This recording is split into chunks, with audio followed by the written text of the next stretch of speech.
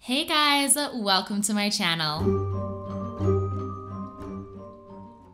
So here in front of me I have all of my watercolor pencils and also some of these weird metallic colored pencils that weren't supposed to be in there, so I took those out.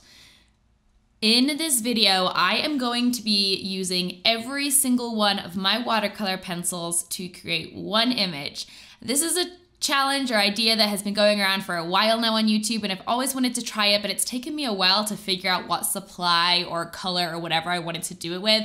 I decided to go with a supply, and I really wanted to do watercolor pencils because I had a lot, but like not an overwhelming amount where it was literally impossible. And I really like watercolor pencils. I think they're fun. So that's what I'm going to be working on here.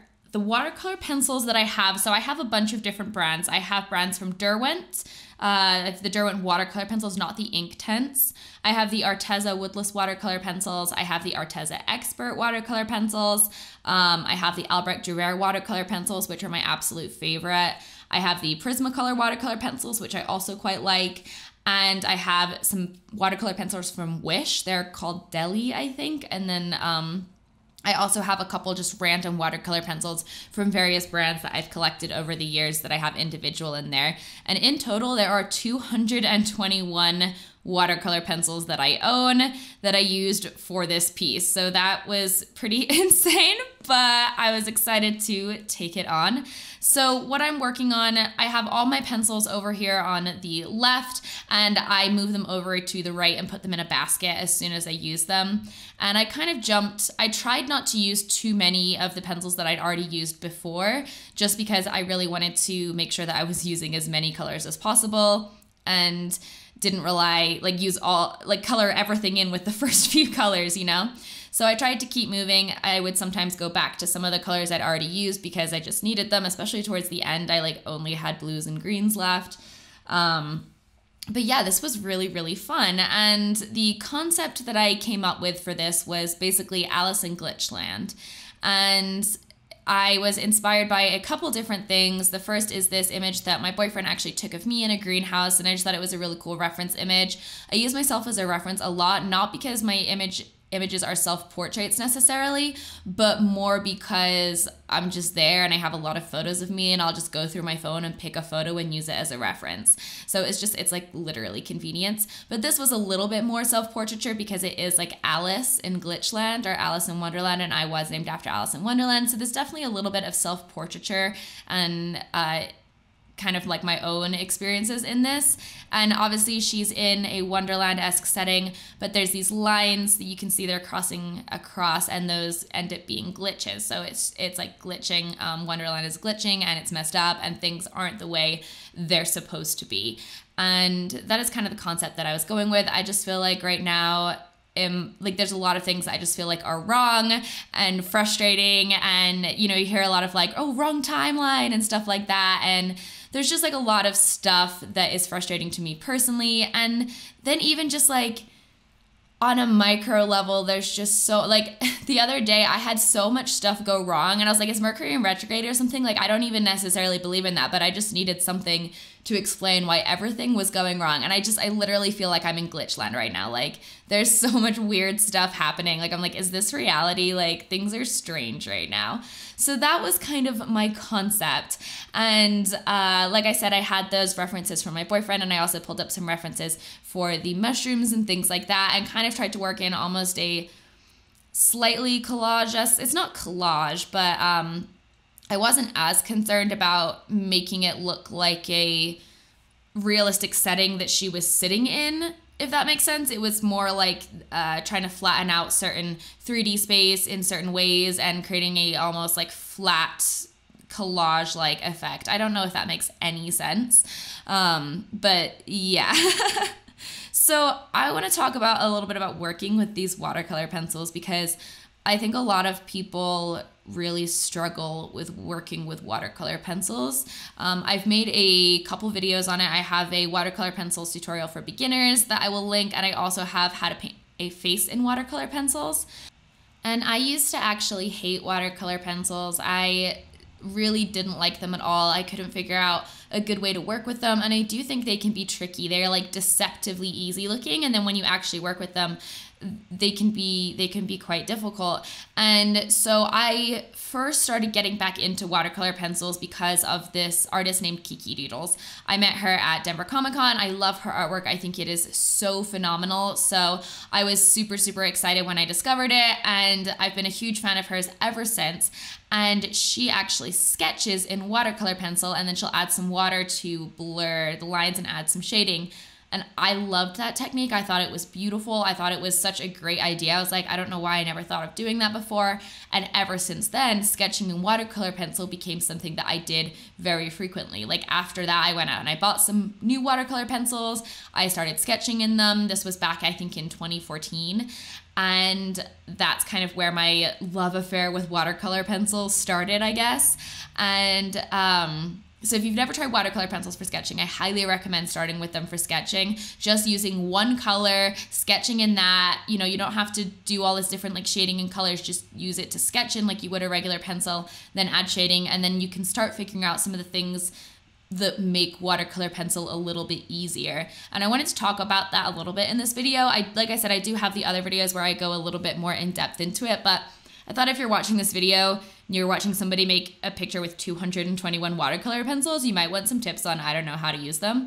So my biggest tip is to work from light to dark, which I tried to do in most of this picture. So you always want to start where the lightest part is going to be. Even in a shadow, start where the lightest part is going to be. So shadows have dimension and depth too. There's always going to be a darker part of a shadow and a lighter part. Start with the lighter part because you have more water on your brush. And when you have more water on your brush, it's going to diffuse the pigments more and push them out. So it's going to be lighter wherever you start. If you have to start in a dark area, like, you know, you ran out of water or whatever, just be really cognizant of how much water is on your brush.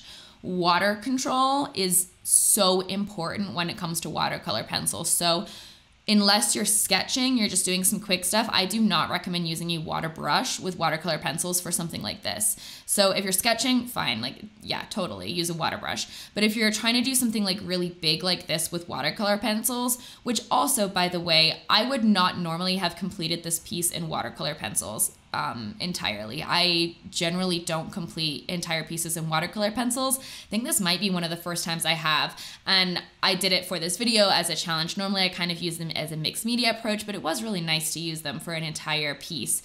They do give a different look and a different effect.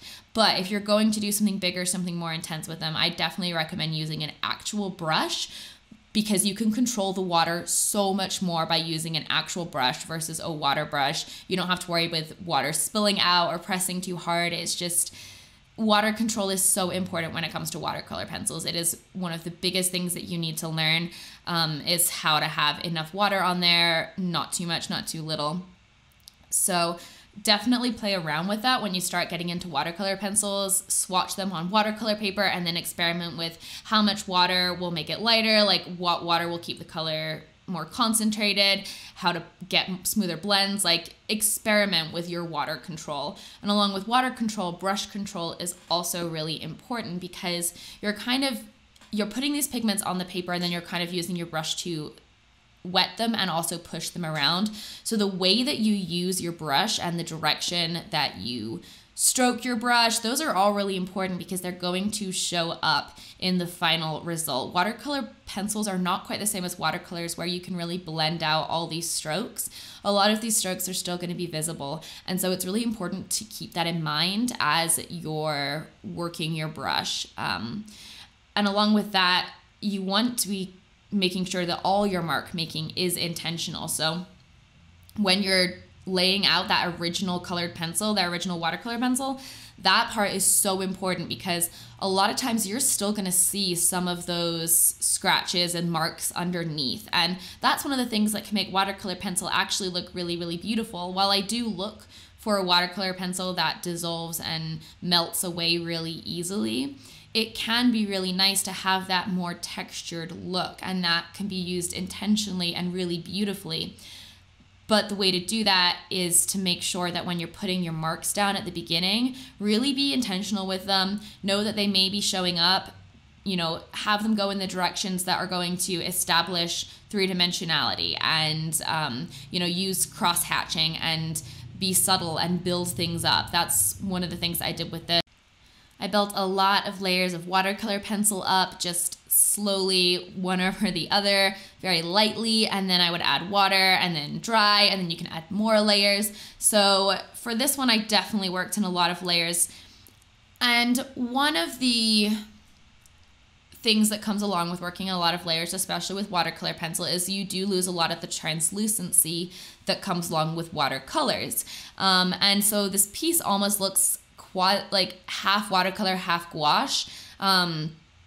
Although I did add some gouache at the very end, but even before that, I kind of feel like it looked like this, especially because as I was using all 221 pencils, that also included the white pencils, which I normally don't use too often. Sometimes I'll use them in the skin and to lighten things up. But for this, I actually relied on them pretty heavily because and this was quite a while ago at the beginning, messed up the sky and it was way too blue for what I was going for. And I really needed to lighten that up. So I used a lot of the white watercolor pencils to try to lighten that up. And because of that, it became a lot more opaque, a lot less translucent, which I actually didn't mind. I think that overall this piece has a very storybook feel to it. And I think that the technique and the actual style of the mark making and the effect that the watercolor pencils give really lend itself to that. And I think that emphasizes that. So I'm okay with it. But it is something that I kind of wanted to like talk about, because the more that you do layer it with watercolor pencils, the more opaque they're going to be. So if you're really looking for more of that translucent, messy look, try to use, you know, less layers and, you know, don't build up quite as much. So those are my kind of little tips on working with watercolor pencils. Just like my basic tips that I like to share with everyone, especially the working from light to dark thing. That was just so huge to me. It made such a big difference, is where you start with your water. So I also want to talk, so this was a pretty big challenge. It was 221 pencils. So that left me a lot of challenges in terms of color. I really liked this picture, and I was actually like afraid to do it for this because I was like, I don't know what's gonna happen with the color, and everything did end up being very colorful and very rainbow, but I think that works. I don't think there was any way that I could do this kind of challenge without using a lot of rainbow colors. I mean, I'm literally using every watercolor pencil that I have, so like that's every color across the spectrum. So all the colors are gonna show up. So I think by doing this kind of Wonderland kind of vibe, I think that helped with that. So one of the ways I tried to incorporate all the different colors was I started the background, and that part I had more of like a pinky purpley vibe, and as you pull forward into the foreground, the branches and the trees and the grass and stuff gets more blue and blue-green. And then I also tried to play with like varying colors and stuff on her, in her hair, in her shirt. And then when it came to the glitches, that's when I got to really use a lot of the really bright fluorescent colors that I've been kind of trying to save, especially these like beautiful pinks and corals and some of the oranges. And at this point, I was finally starting to run a little bit lower on the watercolor pencils. They had all been condensed into this one tin, and I can actually see the bottom of the tin, which is very exciting. But this was the point where I felt like I was really starting to struggle for color options. I was like, okay, I'm gonna run out pretty soon here. But I waited to do the glitches until last, and the glitches changed the whole way the piece looked. I feel like I knew they were gonna come in, and I was excited to bring them in, but I wasn't sure color-wise what they were gonna look like. I knew I was gonna use a lot of pink, but I wasn't sure much further of where I was going with it. It was hard to plan out a picture where I had to use so many colors, so I just didn't.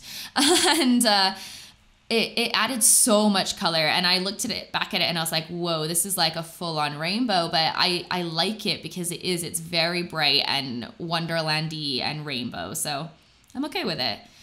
Other challenges using the pencils, like I said, the biggest thing was just as it came to the end, I was like, I need other colors. And so then I would have to dig back and go to the ones that I'd already used, and they were just this giant mess. And I didn't want to run out of stuff to use them on.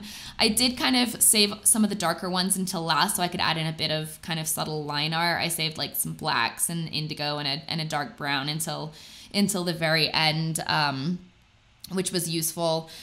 And yeah, it was, by the end of it, I was like, okay, I'm done now. I'm ready to stop. I was like, I want to use paint again. It's like a little too much. I had actually just over 9 hours of footage of this. I worked on it for about 3 days straight every day after work. So this definitely took a long time. That's why this video is actually going up late. Sorry about that, guys. But I am pretty happy with how it turned out. I think it was different for me, and I think that I tried something new, and that's what I'm really into right now, is trying new things. And I'm really trying to do some different stuff with color and trying, I don't know, I'm just playing around with things and seeing what I like from them and what I don't like from them. And color has been one of them recently. I've been really interested in playing with a lot of different colors. My thoughts about the challenge overall, I mean, I've seen this style of challenge go around a lot around YouTube. I mean, you know, it's like painting with all my purple supplies or pink supplies, green supplies, painting with all my acrylic paints, painting with all my, or making art with all my Copic markers.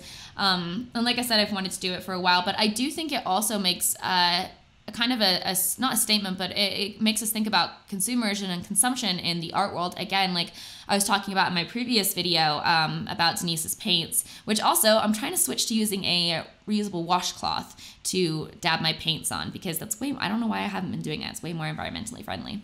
But it's like, we have so much stuff, and I was like, do I need all these watercolor pencils? No, I don't use them all. I mostly use the Albrecht Dürer, the Arteza Woodless, and the Prismacolor. Those are the ones that I use the most. So it's like, do I really need them all? And do I need to be consuming this much product? And obviously a lot of this stuff, it's a little different for me because some of the stuff was sent to me and I wanted to review it for you guys. But I think it gives us a good thing to think about of how much art supplies we actually need. And also, I do think it allowed me to be more creative with my color, and it forced me to use colors I would never normally use. And I think that is a really good side effect of this challenge as well. So, I mean, I'm glad I tried it. Yeah, this is pretty much getting close to being finished. Like I said, I added some gouache to kind of emphasize those glitches a little bit more. And this is my Rainbow Alice in Glitchland piece made with 221 watercolor pencils. I really hope you guys liked this. I had a lot of fun making this and went a little crazy, but if you liked it, don't forget to give it a thumbs up. Subscribe if you'd like to see more. I put out new videos every Tuesday/Friday, and I will see you guys in the next one. Thanks for watching, and as always, have a great rest of your day. Bye, guys.